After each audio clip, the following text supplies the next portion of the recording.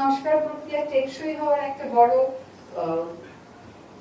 Precondition হচ্ছে যে এটার ব্যাপারে একটা কনসেনসাস থাকা উচিত। আমরা আসলে অনেক কিছু সংস্কার করে ফেলতে পারি।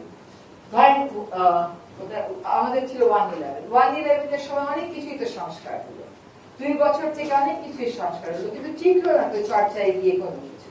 ফলে আমরা প্রথম থেকেই চেষ্টা করেছি যে সকলকে সাথে নিয়ে যেটুকু করা যায় সেটুকুও যদি করে দিই তাহলে ওটা অন্তত টেকসই হবে।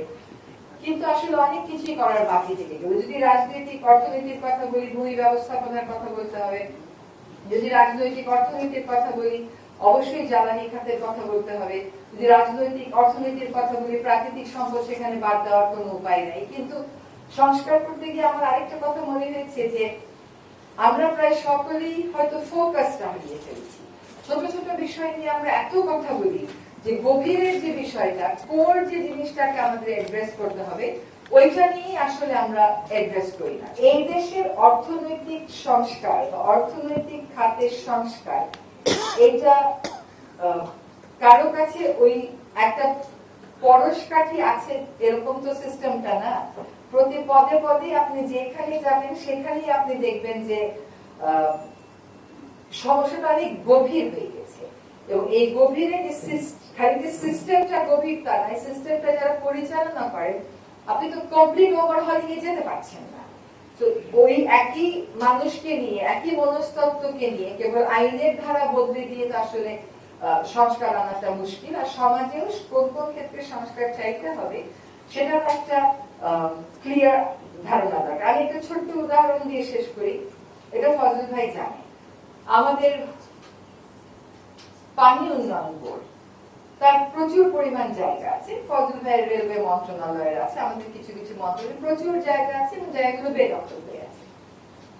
তো আমরা চিন্তা করলাম যে এই জায়গাগুলো আমরা দখল মুক্ত করবো।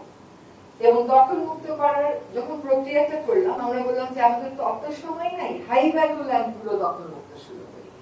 হাই ভ্যালু ল্যান্ড গুলো যখন দখল মুক্ত শুরু করলাম, শুধু চট্টগ্রামেরই একটা জায়গাতে ওইখানে দেখা গেল যে 1000 কোটি টাকার property,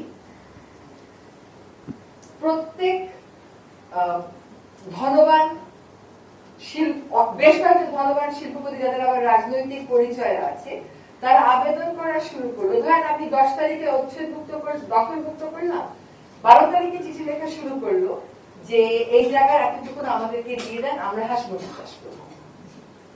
so this is our political economy. আর আমার কাজ হচ্ছে এবার 4 কোটি টাকা খরচ করে ওই জায়গা লোহা বেড়া দিয়ে রক্ষা করা। এটা কি সম্ভব? এবং এইটা তো আসলে পাবলিক প্রপার্টি। এখন দেখা যায় সব ধনবান ব্যক্তিরা, এটা দেশের জন্য সুসংবাদ, মাছ চাষ করতে আগ্রহী। সব ধনবান ব্যক্তিরা মুরগি চাষ করতে আগ্রহী। অনেক ধনবান ব্যক্তিরা গরুর খামার দিতে আগ্রহী। দেশের জন্য নিঃসন্দেহে এটা সুসংবাদ। কিন্তু দখলটা যে উচ্ছেদ করলাম, এটা টিকিয়ে রাখা, যদি রাজনৈতিক অর্থনীতিকে আমরা স্বচ্ছতার মধ্যে আনতে না পারি, তাহলে কিন্তু সংস্কারগুলো কাগুজে হয়ে যাওয়ার একটা সম্ভাবনা।